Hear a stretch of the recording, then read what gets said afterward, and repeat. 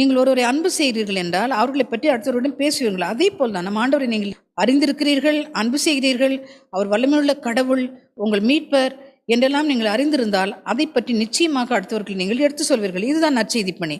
பிரியமானவர்களே, இந்த இறைவார்த்தை கேட்கிற இந்த நாளில் இருந்தாவது நீங்கள் ஒவ்வொருவரும் ஆண்டவருக்கு பிரியமானதை செய்ய விரும்புகிறீர்கள் என்றால் பாவ அறிக்கை செய்து பரிசுத்தமாகுங்கள்.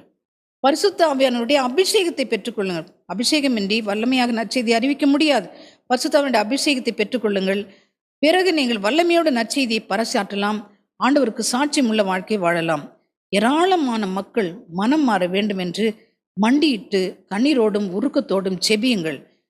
ஆவியானவருடைய அபிஷேகத்தை பெற்ற ஒவ்வொருவரும், ஆண்டவரை மீட்பரும் ரட்சகரமாக ஏற்றுக்கொண்ட ஒவ்வொருவரும் நற்செய்தியை அறிவிக்க வேண்டும் என்று அந்த ஆவலால் உந்தப்படுவார்கள். ஆத்மாக்களை பற்றி பாரம் அவர்களுக்கு இருக்கும். இவ்வளோ மக்கள் பாவத்தில் மடிந்து கொண்டிருக்கிறார்களே, இவர்களை எல்லாம்